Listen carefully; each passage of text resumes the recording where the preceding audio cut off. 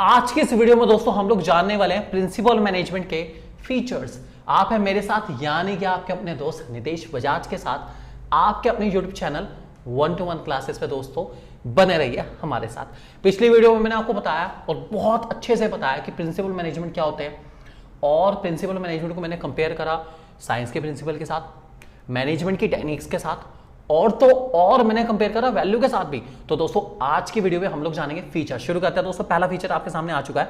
सबसे पहला पॉइंट और सबसे सिंपल पॉइंट हमारा नेचर, फीचर या characteristics of principle of management का दोस्तों आपके सामने आ चुका है, जिसका नाम है यूनिवर्सल एप्लीकेबिलिटी। पॉइंट क्या रहा है, प्रिंसिपल ऑफ मैनेजमेंट हर जगह अप्लाई हो जाते हैं, ठीक है, कोई दिक्कत नहीं, कर लो अप्लाई। आप जापान में कर लो, आप रशिया में कर लो, आप चाइना में कर लो, आप अमेरिका में कर लो, आप इंडिया में कर लो, कोई दिक्कत नहीं। जो मैनेजमेंट के प्रिंसिपल लिखे गए हैं आप उन्हें हर जगह अप्लाई करो, कोई दिक्कत नहीं, बिंदास होके करो जहां मर्जी करो, मेरा कुछ नहीं जा रहा, करो बिल्कुल, लेकिन condition apply. Now what is the condition bro? Condition है कि जो प्रिंसिपल ऑफ मैनेजमेंट है उसका रिजल्ट हर जगह पे सेम नहीं आ सकता, क्योंकि मैंने आपको बताया कि प्रिंसिपल ऑफ मैनेजमेंट ह्यूमन से डील करते हैं, और ह्यूमन के साथ डील करते हुए सबसे बड़ी मुसीबत यह है बार बार बदल जाता है यार। कल तक कह रहा था कि आप बहुत अच्छा कराते हो, कल कहेगा वही बहुत अच्छा कराता है, परसों कहेगा वो बहुत अच्छा कराता है, फिर तरसों आ जाएगा अरे सर आपसे बढ़िया कोई भी नहीं। अरे इंसान तो भैया बदलता रहता है। उसको अपनी ज़रूरत जहां नज़र आती है या जहां से पूरी होती नज़र आती है वो वहां पर ऑटोमेटिकली मूव ऑन कर जाता है। तो इंसान बहुत ज़्यादा मतलबी है, इसलिए यूनिवर्सल एप्लीकेबिलिटी हमारे प्रिंसिपल मैनेजमेंट की हो ही नहीं सकती, क्योंकि मेरे को इंसान से डील करनी है और इंसान तो किसी का सगा है ही नहीं, बिल्कुल भी। ध्यान रखे चलेंगे दोस्तों। दूसरा हमारे पास आता है जिसका नाम है जनरल गाइडलाइन। जनरल गाइडलाइन का मतलब मैंने आपको बताया था कि प्रिंसिपल मैनेजमेंट कभी भी आपको रेडीमेड सॉल्यूशन नहीं देंगे। रेडीमेड सॉल्यूशन का मतलब होता है कि ऐसी सिचुएशन आएगी तो आप ये करना, फिर ये करना, फिर ये करना, फिर ये करना, फिर ये करना, और आपका रिजल्ट ये होगा। नहीं, प्रिंसिपल ऑफ मैनेजमेंट आपके रिजल्ट को सिर्फ गैस कर सकते हैं या एक्सपेक्टेड रिजल्ट डिस्प्ले कर सकते हैं। वैसा सच में होगा नहीं होगा, you can't think about it. वो आपको सिर्फ गाइड कर सकते हैं कि ऐसी सिचुएशन आने पर आप ऐसा कर सकते हो, उसको कैसे करना है दैट्स अप टू यू। अपना दिमाग आपको चलाना पड़ेगा। आपको रेडीमेड सॉल्यूशन नहीं मिलेगा और बिल्कुल भी नहीं मिलेगा, ये आप लोग ध्यान रख के चलेंगे। तीसरा पॉइंट आता है जिसका नाम है form by practice and experimentation. क्या कहना चाह रहा है, प्रिंसिपल मैनेजमेंट रातों रात तैयार नहीं हो गए भाई।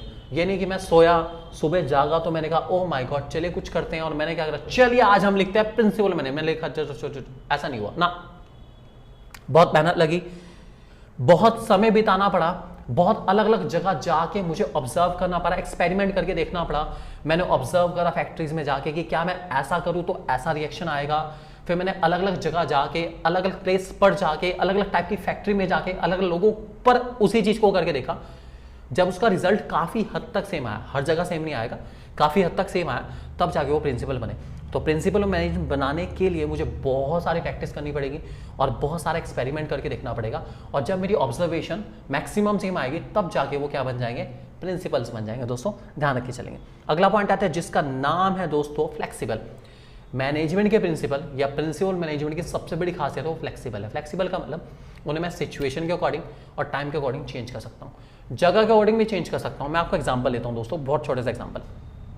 देखिए, अब अगर मैं इंडिया की बात करूं, ठीक है, तो हमारे यहाँ लोगों का इनकम लेवल बहुत ज़्यादा हाई नहीं होता, मॉडरेट इनकम लेवल हम लोग एंजॉय करते हैं, ठीक है। हमारे यहाँ कोई भी काम कराने से पहले या हमारे लिए हो सकता है शायद money is the biggest motivator, कह सकते हैं कि मनी से बड़ा कोई मोटिवेटर ही नहीं हमारे लिए हो सकता है। लेकिन जो डेवलप नेशन है वहां पर मनी से बड़े बड़े मोटिवेटर है। वहां लोग प्रेस्टीज के लिए, वहां लोग अपनी ईगो को सेटिस्फाई करने के लिए, जॉब पोजीशंस पर पहुंचने के लिए भी मेहनत करते हैं। हमारे यहाँ जॉब पोजीशन मैटर करे ना करे, पैसा ज्यादा मैटर करता है, लेकिन वहां पर जॉब पोजीशन ज्यादा मैटर करती है। भले चाहे पैसा बहुत ज्यादा नहीं मिल रहा है, पैसे में बढ़ोतरी हो या ना हो, लेकिन वो स्टेटस मैटर करता है। I am the CEO of this company, I am the managing director, so many things are there. तो ये चीजें बहुत ज्यादा मैटर करती है, हमारे यहाँ इतनी ज्यादा मैटर नहीं करती। दोस्तों ध्यान रखे चलेंगे इस बात को। अगला आता है जिसका नाम है मेनली बिहेवियरल। मतलब क्या है उसका, कि जो प्रिंसिपल ऑफ मैनेजमेंट है वो सबसे ज्यादा या मेनली फोकस करते हैं इंसान के बिहेवियर को समझने में। और भैया ईमानदारी से बस इंसान के बिहेवियर को समझ पाना मुश्किल है नहीं, नामुमकिन है। इंसान का बिहेवियर दोस्तों डॉन से कम कहाँ है, जिसको पकड़ पाना या जिसको समझ पाना मुश्किल नहीं नामुमकिन है भाई, ये तो डॉन से बिल्कुल कम नहीं है। इसके पूछे तो भैया पता नहीं कितने देशों की पुलिस के हम भी पढ़े हुए, लेकिन समझ नहीं आता बिल्कुल भी यार, बिहेवियर तो बहुत ही मुश्किल है इंसान के बिहेवियर को समझ पाना। मैंने आपको अभी बताया कि इंसान के बिहेवियर है ना बड़ा मुश्किल है समझना। वो कल तक किसी के फेवर में था, आज किसी और के फेवर में, परसों किसी और के फेवर में होगा, कल किसी और के फेवर में था। ये ऐसी है, इसके फेवरेबल लोग बदलते रहते हैं, इसके बिहेवियर को समझना बहुत मुश्किल है। बिहेवियर क्या और भी चीज़ों को समझना बहुत मुश्किल है। अब हमारे एम्प्लॉयज़ है ऑर्गेनाइजेशन के, ठीक है, कल तक वो कह रहे हैं सर हमें ना अच्छी से अच्छी सैलरी दो। मैं कह चलो अच्छी बताओ सैलरी कितने % का इंक्रीमेंट चाहिए, 2%, 3%, 4%, ठीक है 2% का दे दो, ठीक है चलो जी 2% का मिल गया। क्या वो संतुष्ट हो जाएंगे 2% पाके, सालों तक संतुष्ट रहेंगे? नहीं, कुछ 2-3 महीने बढ़ेंगे फिर आ जाएंगे सर इंक्रीमेंट और दे दो, कुछ और 2 महीने बढ़ेंगे सर थोड़ा सा और दे दो इंक्रीमेंट, सर थोड़ा सा बोनस दे दो, सर थोड़ी सी सैलरी बढ़ा दो, सर थोड़ी सी प्रॉफिट शेयरिंग दे दो।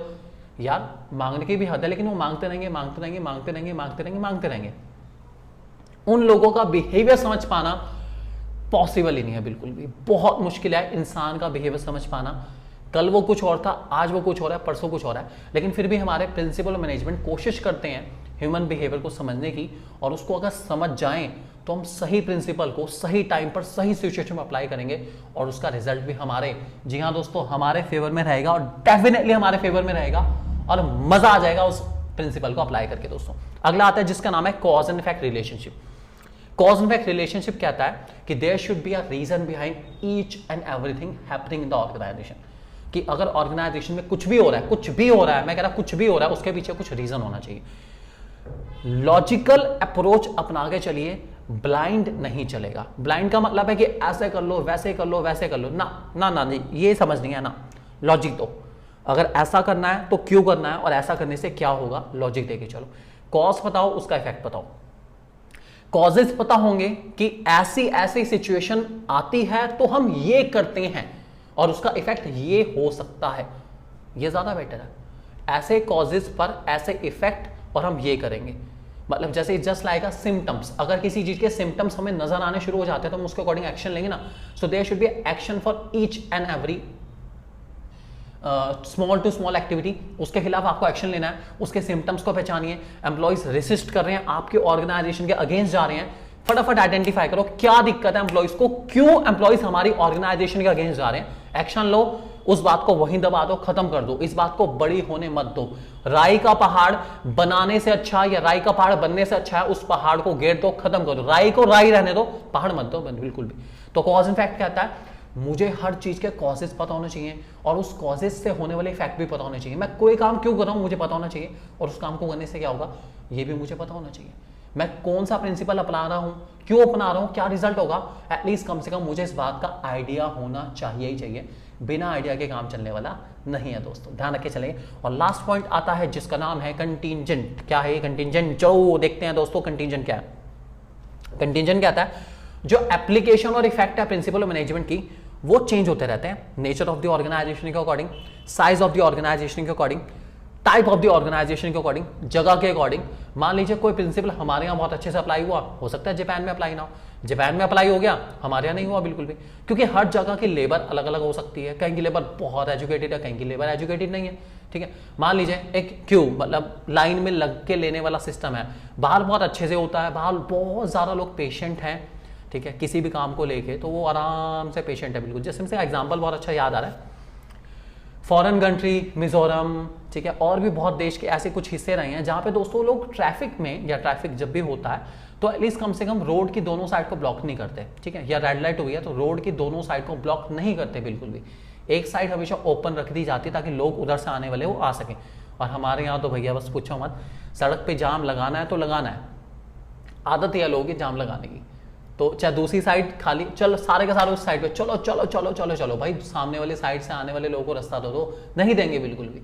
तो ये ठीक है, तो जो प्रिंसिपल बाहर अप्लाई हो रहा है हमारे यहाँ नहीं अप्लाई हो रहा है, क्या कर सकते हैं, लोग हैं अलग अलग हो सकते हैं, लोगों की सोच अलग अलग हो सकती है, I can't do anything, even you can't anything दोस्तों। इसी के नाम है कंटीजेंट, कि प्रिंसिपल और मैनेजमेंट की जो एप्लीकेबिलिटी है वो नेचर ऑफ द ऑर्गेनाइजेशन के according, size of the organisation के अकॉर्डिंग चेंज हो सकती है और हो सकती है। ध्यान रख के चलेंगे दोस्तों इस बात को। उम्मीद करता हूं दोस्तों वीडियो आपको बहुत पसंद आई होगी। अगली वीडियो दोस्तों मैं आप लोगों के लिए लेकर आने वाला हूं, इंपॉर्टेंस बताऊंगा प्रिंसिपल मैनेजमेंट की, कि क्यों प्रिंसिपल मैनेजमेंट इतना ज्यादा जरूरी है, क्यों? Why my organisation needs principal management. क्यों? जानेंगे दोस्तों हम लोग नेक्स्ट वीडियो में। बने रहिए हमारे साथ, यानी कि आपके अपने यूट्यूब चैनल 1-to-1 क्लासेस के साथ दोस्तों।